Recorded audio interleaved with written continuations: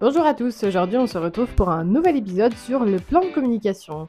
Où investir et comment pas perdre son argent. On va se mettre sur Instagram, on va peut-être même faire de la publicité, booster nos posts, et puis on va aussi travailler le référencement et faire des articles de presse. Oui, peut-être, vous pouvez faire tout ça, mais vous pouvez pas le faire sans stratégie. Avant d'investir dans votre communication, il y a 4 questions clés à se poser. À qui est destinée ma communication et ce que je veux mettre en avant ?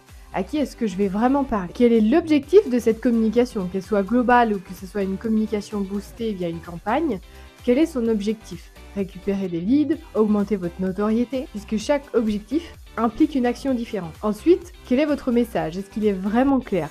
Qu'est-ce que vous faites? Pour qui vous le faites? Et quel est le bénéfice? Et enfin, la 4e question, c'est quel budget je peux y consacrer vraiment? Parce que la communication, c'est pas une dépense ponctuelle, c'est une vraie ligne dans votre budget. Ensuite, on va regarder où est-ce que vous perdez de l'argent. Vous perdez de l'argent quand vous multipliez les canaux sans cohérence, que vous copiez vos concurrents, ou encore quand vous investissez avant même d'avoir clarifié votre positionnement et vos messages. Une campagne de communication sur laquelle on investit, elle se pilote, elle se suit. Il y a des reportings, il y a des KPI bien précis. Vous allez regarder le coût de ces prospects, de ces leads, et ensuite la qualité. Alors où on investit en priorité? D'abord et toujours dans le positionnement, dans la structuration des messages. Ensuite, sur la clarification de l'offre. Et on commence par un ou deux canaux.